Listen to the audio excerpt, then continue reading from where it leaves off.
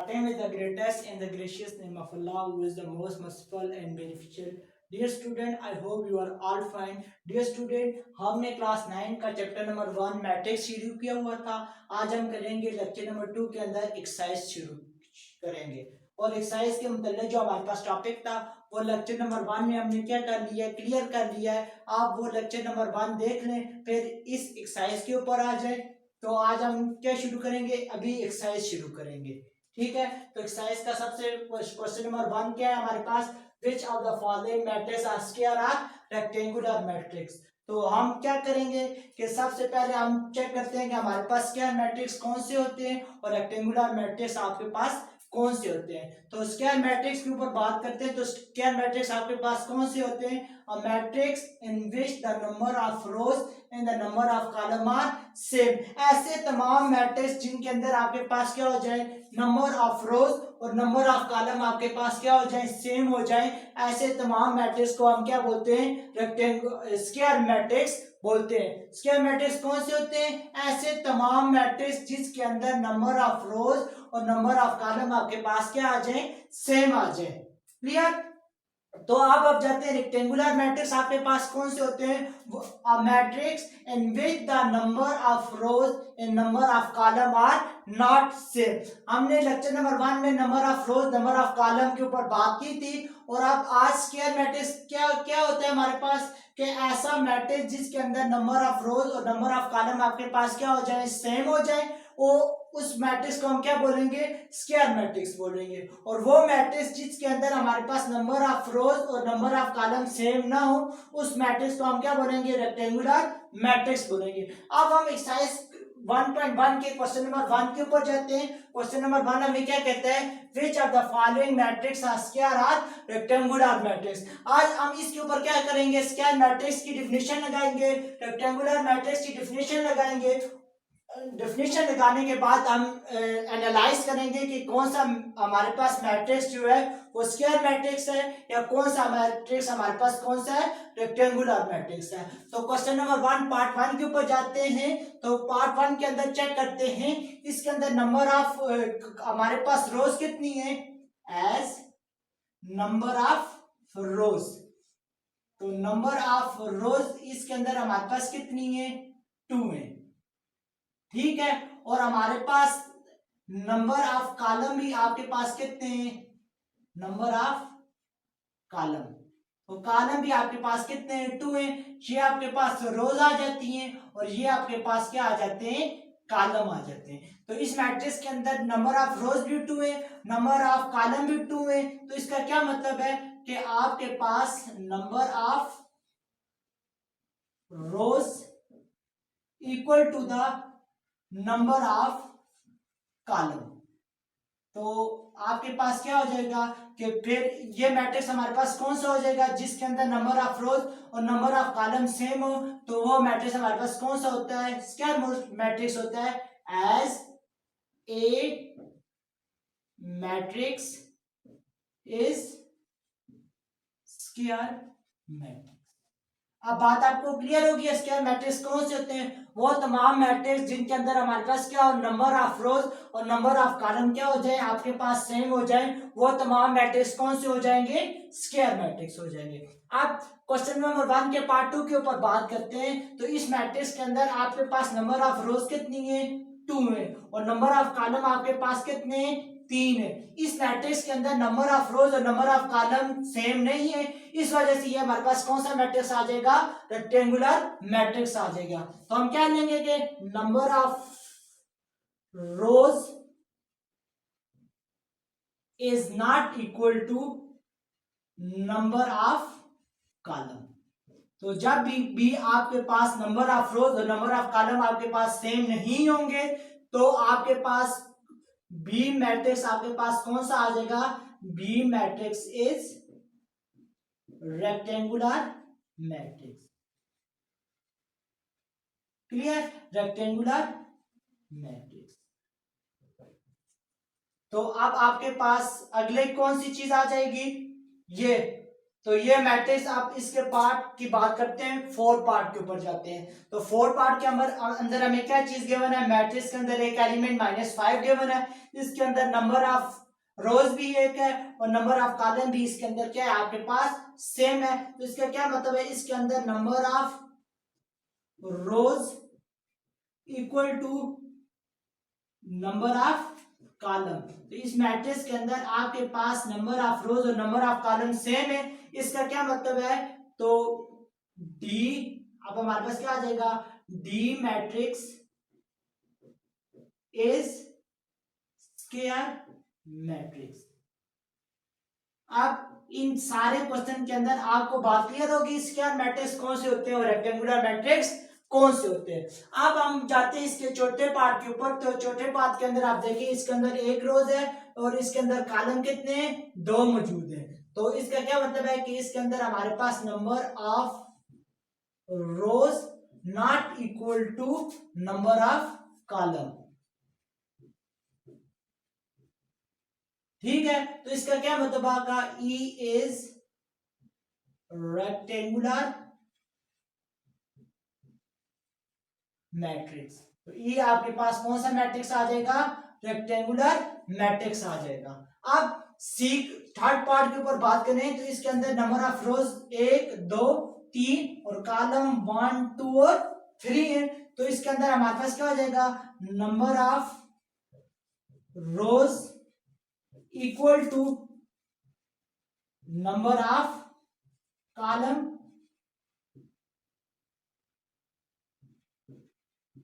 तो इसका क्या हो जाएगा, सी इज स्क्वायर मैट्रिक्स। तो सी आपके पास कौन सा मैट्रिक्स आ जाएगा, स्क्वायर मैट्रिक्स आ जाएगा। अब एफ मैट्रिक्स के ऊपर बात करें तो इसके अंदर हमारे पास नंबर ऑफ रोज 2 है और नंबर ऑफ कॉलम क्या है, 1 है। इसके अंदर हमारे पास क्या हो जाएगा, number of rows is not equal to number, यहां पे ऑफ आ जाएगा, नंबर ऑफ कॉलम। तो जब कभी भी आपके पास नंबर ऑफ रोज और नंबर ऑफ कॉलम आपके पास सेम ना आ जाए तो वो मैट्रिक्स आपके पास कौन सा होता है, रेक्टेंगुलर मैट्रिक्स होता है। तो एफ आपके पास क्या आ जाएगा, F is rectangular matrix. Clear. अब हम जाते हैं क्वेश्चन नंबर 2 के ऊपर। क्वेश्चन नंबर 2 में जो ऑर्डर ऑफ अ मैट्रिक्स के ऊपर टॉपिक के ऊपर हमने लेक्चर 1 के ऊपर बात की थी। अगर आपको टॉपिक क्लियर नहीं है तो आप लेक्चर नंबर 1 में जाके अपना टॉपिक को क्लियर कर सकते हैं, फिर आगे इस क्वेश्चन को सॉल्व करें या समझ लें। ठीक है, तो अब हम क्या करेंगे, इस ऑर्डर ऑफ मैट्रिक्स हमारे पास क्या होता है, number of rose into number of column, कि किसी मैट्रिक्स के अंदर कितने नंबर ऑफ रोज प्रेजेंट है और उसके अंदर कितने नंबर ऑफ कॉलम प्रेजेंट है। अब ये हमारे पास मैट्रिक्स है, तो इस मैट्रिक्स के अंदर हमारे पास नंबर ऑफ रोज कितनी है आपके पास, तो इसके अंदर नंबर ऑफ रोज आपके पास 2 है। तो हमारे पास क्या आ जाएगा आपके पास, तो ऑर्डर ऑफ मैट्रिक्स आप इसके अंदर हम क्या करेंगे, नंबर ऑफ रोज। तो नंबर ऑफ रोज आपके पास कितनी है, 2 है। और इसके अंदर नंबर ऑफ कॉलम कितने हैं, वो हमारे पास कितने हैं, 1 2 3। तो नंबर ऑफ रोज को हम किसके साथ, एम के साथ डिनोट करते थे और नंबर ऑफ कॉलम को एन के साथ डिनोट करते थे। तो ऑर्डर ऑफ अ मैट्रिक्स आपके पास क्या आ जाएगा, m क्रॉस n। तो आपके पास आ जाएगा 2 क्रॉस 3, या इसको हम क्या लिखेंगे, 2/3। इसको हम क्या रीड करेंगे, 2/3, या हम इसको क्या रीड करेंगे, m क्रॉस n इसको रीड करेंगे। यहाँ तक बात क्लियर हो गई है। अब हम जाते हैं पार्ट 2 के ऊपर बात करते हैं। तो इसके अंदर नंबर ऑफ रोज आपके पास कितने मौजूद हैं, 1 मौजूद है और नंबर ऑफ कॉलम कितने हैं, 1 मौजूद है। ठीक है, तो इसके अंदर आपके पास क्या हो जाएगा, नंबर ऑफ रोज। तो नंबर ऑफ रोज आपके पास m के साथ डिनोट करते हैं तो 1 आ जाएगा। और नंबर ऑफ कॉलम, अब बात करते हैं नंबर ऑफ कॉलम के ऊपर।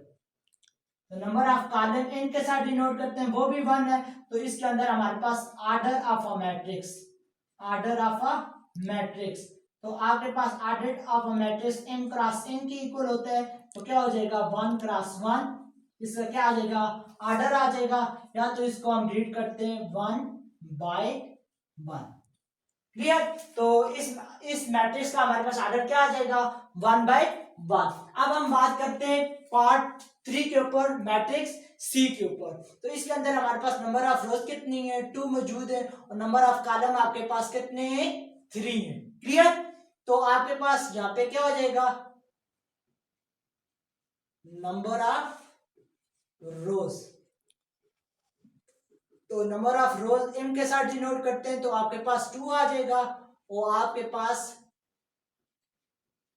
नंबर ऑफ कॉलम, तो नंबर ऑफ कॉलम को n के साथ डिनोट करते हैं, वो आपके पास 3 आ जाएंगे।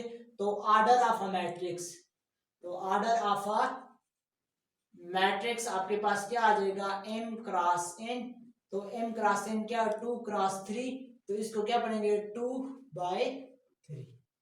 क्लियर। आप जाते हैं क्वेश्चन नंबर 4 के ऊपर। तो क्वेश्चन नंबर 4 के अंदर, इसके अंदर हमारे पास नंबर ऑफ रोज कितनी है 1 2 3, तो इसके अंदर हमारे पास नंबर ऑफ रोज, तो नंबर ऑफ रोज को m के साथ डिनोट करते हैं, तो कितनी आ जाएंगी 3, और इसके अंदर हमारे पास नंबर ऑफ कॉलम, तो नंबर ऑफ कॉलम को n के साथ डिनोट करते हैं, तो नंबर ऑफ कॉलम इसके अंदर कितने हैं 2 हैं। तो ऑर्डर इसका हमारे पास क्या आ जाएगा order of a matrix m cross n, मतलब कि 3 क्रॉस 2। ठीक है। अब क्वेश्चन नंबर 6 के ऊपर बात करते हैं, डी मैट्रिक्स के अंदर। इसके अंदर नंबर ऑफ एक रोज ये है, एक रोज ये है, और एक रोज ये है। इसके अंदर नंबर ऑफ रोज हमारे पास कितनी है 3 है।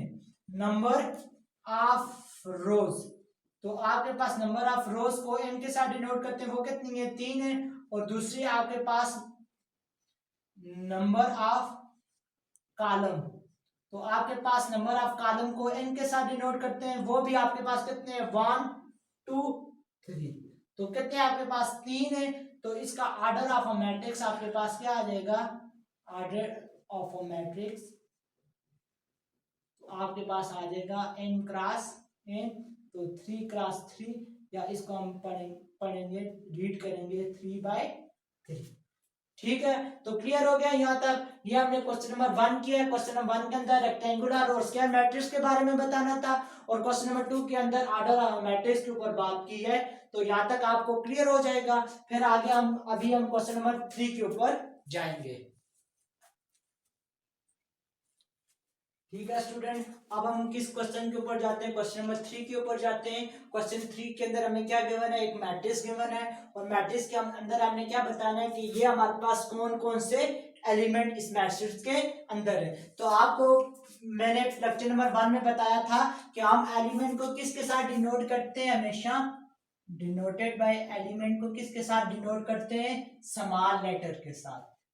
ठीक है। तो आप इसको पिछले लेक्चर में जाके देख सकते हैं। इस पिछले लेक्चर को, इस टॉपिक को क्लियर करके फिर इस क्वेश्चन के ऊपर आए, तो क्या हो जाएगा आपके पास, जब भी हम क्या करते हैं लेटर को, जो हमारे पास एलिमेंट आ जाते हैं मैट्रिक्स को के अंदर, तो उसको हम किसके साथ डिनोट करते हैं, स्मॉल लेटर के साथ डिनोट करते हैं। ठीक है। तो अब हमारे पास क्या आ गया A12। तो A12 का क्या चीज हमारे पास मतलब है कि A1 सबसे पहले जो चीज होगी वो हमारे पास किस चीज को डिनोट करेगी, आपके पास रोज को डिनोट करेगी, और दूसरा आपको किस चीज को डिनोट करेगी, कॉलम को डिनोट करेगी। ठीक है। तो सबसे पहला जो नंबर आ जाएगा एलिमेंट के नीचे, जो हमारे पास डिस्क्रिप्शन में जो 1 2 नंबर आ जाएगा, इसके अंदर जो हमारे पास 1 होगा वो किसको शो करेगा, सबसे पहला नंबर रोज को शो करेगा, और दूसरा नंबर आपके पास किसको शो करेगा, कॉलम को शो करेगा।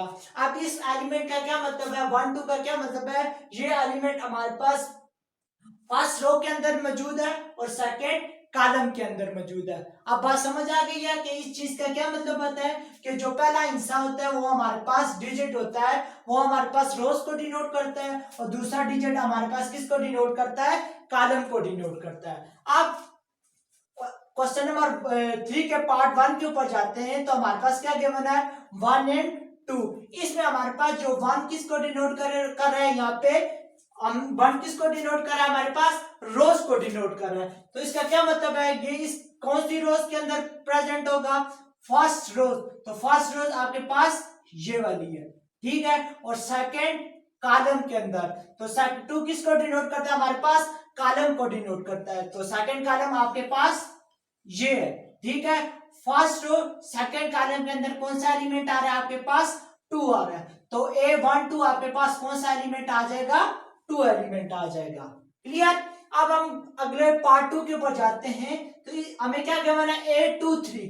तो सबसे पहले आपको मैंने बताया था जो पहली एलिमेंट होता है वो किसको डिनोट करता है, रोज को। तो इसका क्या मतलब है, यहाँ पे 2 लिखा हुआ है, तो कौन सी रोज हो जाएगी, सेकंड रोज। तो सेकंड रोज आपके पास ये वाली सेकंड रोज है। फिर आपके पास कॉलम कौन सा आ जाएगा, तीसरा। तो ये आपके पास कौन सा आ जाएगा, तीसरा कॉलम आ जाएगा। तो कौन सा नंबर आपके पास आ जाएगा, ये 0 आ जाएगा। क्लियर हो गई है। सेकेंड रोज और थर्ड कॉलम के अंदर A23 एलिमेंट कौन सा है आपके पास, 0 एलिमेंट है। क्लियर हो गया। अब हम जाते हैं A32 के ऊपर। तो 3 हमारे पास रोज को डिनोट कर रहा है और 2 हमारे पास कॉलम को।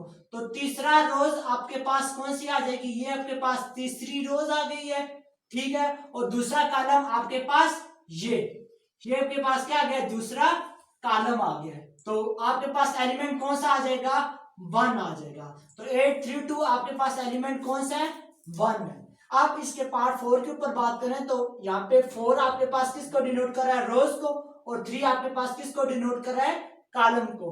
तो चौथी रो आपके पास ये आ जाएगी और तीसरा कॉलम आपके पास कौन सा आ जाएगा, ये। तो A43 आपके पास एलिमेंट कौन सा आ जाएगा, 6 आ जाएगा, ठीक है। तो अब A13 आपके पास कौन सा है, फर्स्ट रो थर्ड कॉलम। तो कौन सा एलिमेंट आपके पास आ जाएगा, -4 हो जाएगा।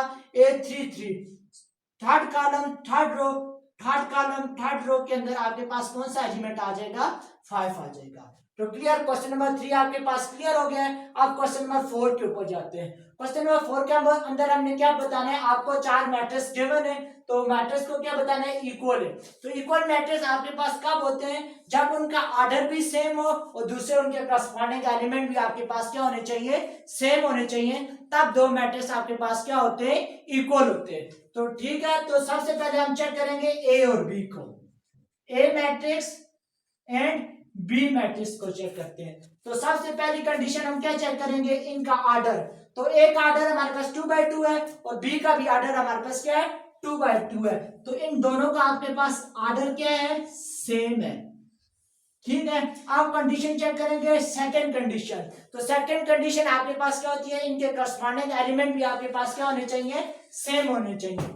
आप देखते हैं करस्पॉन्डिंग एलिमेंट सेम है, यहाँ पे 2 है, यहाँ पे भी 2 है, ठीक है। तो फर्स्ट एलिमेंट A11 आपके पास क्या हो गया, सेम हो गया। फिर आपके पास क्या हो गया, 5 A12 एलिमेंट और यहाँ पे भी क्या प्रेजेंट है, 5। तो ये भी दो एलिमेंट आपके पास सेम हो गए। अब यहाँ पे 1 मौजूद है और यहाँ पे क्या मौजूद है, 4 मौजूद है। तो 1 और 4 आपके पास कभी भी इक्वल नहीं हो सकते, इसलिए ए और बी आपके पास कभी भी इक्वल मैट्रिक्स नहीं होंगे, ठीक है। क्यों नहीं होंगे, सेकंड कंडीशन ये फुलफिल नहीं कर रहा, इनके corresponding element are not same. इनके हमारे पास करस्पॉन्डिंग एलिमेंट आपके पास सेम नहीं आ रहे, ठीक है। अब हम मैट्रिक्स किसको चेक करेंगे, ए और सी को चेक करेंगे। अब किसकी बारी है, ए और सी की।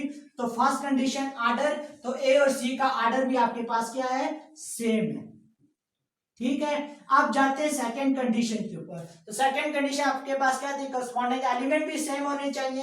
तो आप चेक करते हैं करस्पॉन्डिंग एलिमेंट। तो ए मैट्रिक्स आपके पास ये है, तो 2 यहाँ पे मौजूद है और यहाँ पे क्या मौजूद है, 1 + 1। तो 1 + 1 भी आपके पास 2 होता है। तो ये आपके पास क्या हो गया, आपके पास सेम हो गए, ठीक है। अब हम चेक करते हैं सेकंड एलिमेंट को, ठीक है। फर्स्ट रो के अंदर और सेकंड कॉलम के अंदर जो 5 प्रेजेंट है और इधर भी क्या प्रेजेंट है, 3 + 2 5 और 5 भी आपस में क्या है, इक्वल है। इधर हमारे पास 1 मौजूद है, इधर हमारे पास क्या चीज मौजूद है, 4 मौजूद है। 1 और 4 आपस में इक्वल नहीं हो सकते, इसका क्या मतलब है, इनके भी हमारे पास क्या है, corresponding element are not same. Clear. अब हम बात करेंगे ए और डी की। तो यहाँ पे हमारे पास अगला कौन सा आ जाएंगे, ए मैट्रिक्स एंड डी मैट्रिक्स। तो ए और डी की बारी है, ठीक है। तो ए के अंदर सबसे पहली कंडीशन हमारे पास ऑर्डर ऑफ अ मैट्रिक्स होता है, ऑर्डर ऑफ। तो इन दोनों का हमारे पास क्या है, ऑर्डर क्या है हमारे पास, सेम है। दूसरी कंडीशन के ऊपर जाते हैं। दूसरी कंडीशन हमारे पास क्या होती है, करस्पॉन्डिंग एलिमेंट। तो यहाँ पे 2 है, यहाँ पे भी 2 है, यहाँ पे भी 5 है, यहाँ पे भी 4 + 1 क्या आपके पास 5 आता है। यहाँ पे 1 मौजूद है, यहाँ पे भी 1 मौजूद है, यहाँ पे 3 है, यहाँ पे भी 3 है। इसका क्या मतलब है, इनके करस्पॉन्डिंग एलिमेंट भी आपके पास क्या है, सेम है। इसका क्या मतलब है, A = D। क्लियर। अब हमारे पास ये दोनों आपस में इक्वल हो गए। अब हम चेक करेंगे बी और सी को, ठीक है। अब किसकी बारी है, बी और सी की। तो बी के अंदर आप चेक कर लें, क्या है यहाँ पे सबसे पहली कंडीशन आपके पास ऑर्डर ऑफ अ मैट्रिक्स है। आपके पास क्या है, इन दोनों मैट्रिक्स के क्या है, ऑर्डर भी सेम है। अब दूसरी कंडीशन को चेक करते हैं। दूसरी कंडीशन एलिमेंट भी होते हैं। तो यहाँ पे 2 है, यहाँ पे भी हमारे पास 2 है, यहाँ पे 5 है, यहाँ पे भी 3 + 2 5 है, यहाँ पे 4 है, यहाँ पे भी 4 है, यहाँ पे भी 3 है, यहाँ पे भी 3 है, 2 + 1 3 है। तो इनके भी आपके पास क्या हो जाएंगे, करस्पॉन्डिंग एलिमेंट आपके पास क्या आ गए हैं, सेम आ गए। करस्पॉन्डिंग एलिमेंट यहाँ पे हम क्या लिखेंगे, करस्पॉन्डिंग एलिमेंट। तो इनके करस्पॉन्डिंग एलिमेंट भी आपके पास क्या आ गए हैं, सेम आ गए। क्लियर। तो इसका क्या मतलब है, B = C। अब यहाँ पे ये क्वेश्चन नंबर 3 खत्म हो गया, क्वेश्चन नंबर 4 खत्म हो गया है। अब हम नेक्स्ट लेक्चर में आगे जो क्वेश्चन रह गए इनको कंटिन्यू करेंगे। तो ठीक है, थैंक यू वेरी मच।